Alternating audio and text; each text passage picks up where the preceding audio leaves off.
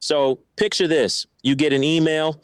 It is a music supervisor for a massive show. Think HBO level, like Insecure or maybe FX's Snowfall, and they want your track. $10,000 is on the table, okay? But here is the catch. They need it cleared in 48 hours.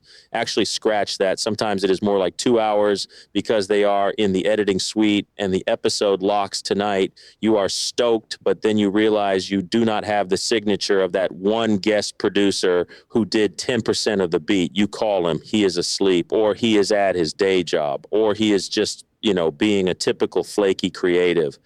The clock ticks down, 48 hours pass. The supervisor has to move on. So they pick a worse song that can actually clear right now. 10 grand, gone. Poof. Oh man, that is painful. Just like absolute heartbreak. And the thing is, I see this happen to so many indie artists who think they are ready, but their business is just a total mess. That 10% split is a straight up landmine if you do not have your paperwork tight. You are talking about being what they call one stop, right? Like where one person or one entity controls everything. Exactly. Being one stop is literally the ultimate cheat code in sync licensing. It means the supervisor makes one call, sends one email, and boom, 100% of both the master rights, which is the actual sound recording, and the publishing rights, the underlying melody and lyrics, are cleared. Or at the very least, you have a pre-signed sync clearance agreement where everyone who touched the track has officially signed off, giving you sole authority to license it. Hollywood studios are incredibly risk-averse.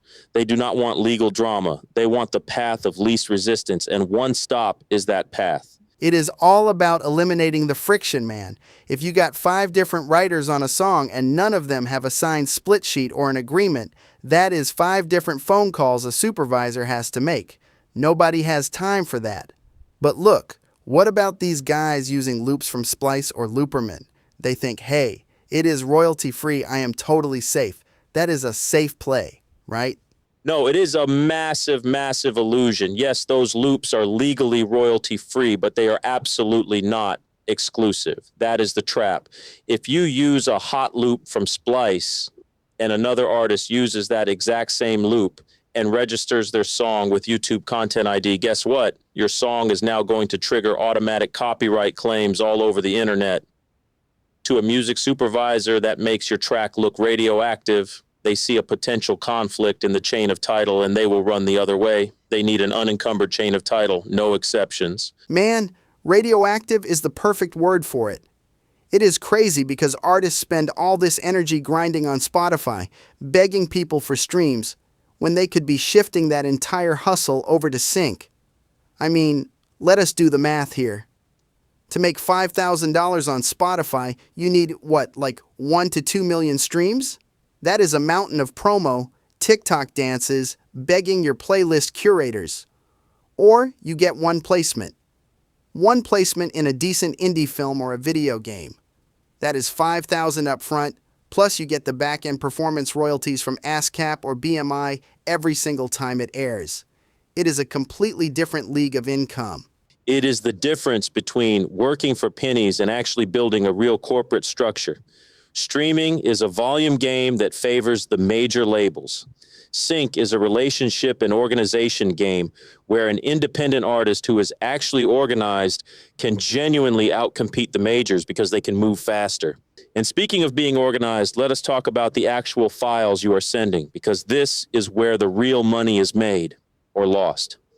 Let us start with the instrumental mix. People do not realize that 80% of sync placements in TV and film are the instrumental version of the song. Why?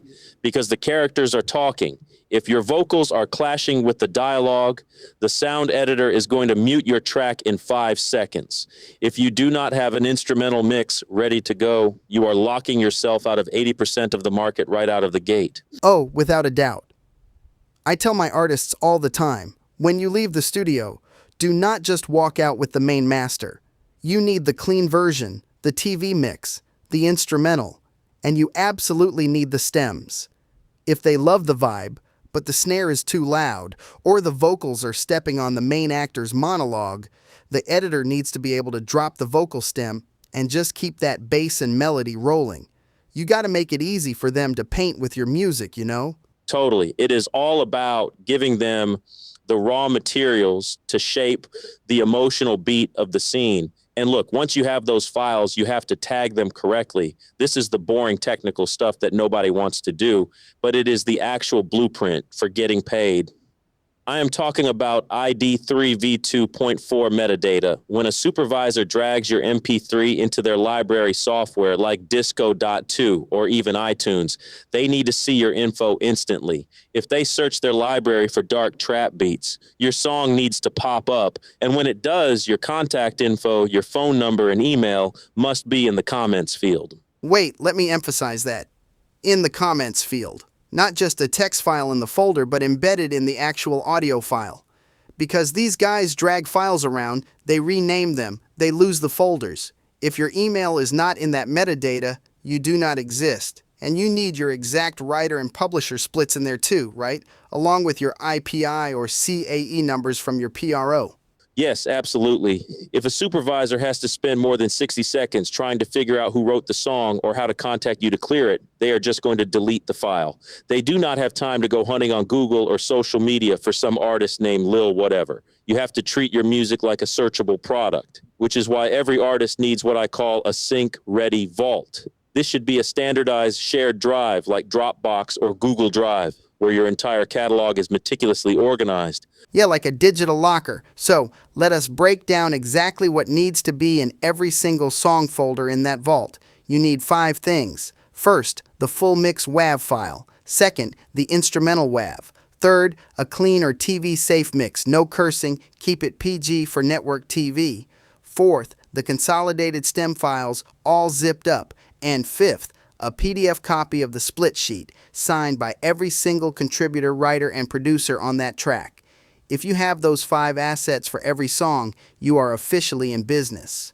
That is it. That is the standard. And when you build this vault, you are no longer just a gig worker chasing the next gig or hoping for a viral moment on social media.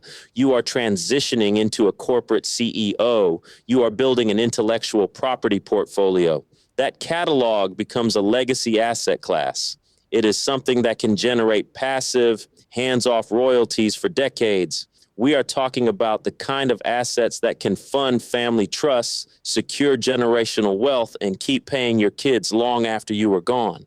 But it all starts with getting your business and your files in order today. That is real talk right there.